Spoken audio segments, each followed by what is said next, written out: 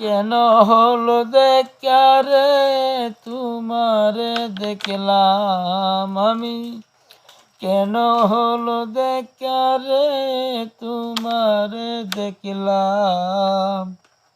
যারে আমি একেবারে হারাইলাম এই জীবনে, যারে আমি একেবারে হারাইলাম। কোন মুখে দাঁড়াইয়া বলবো এই মনের কথা,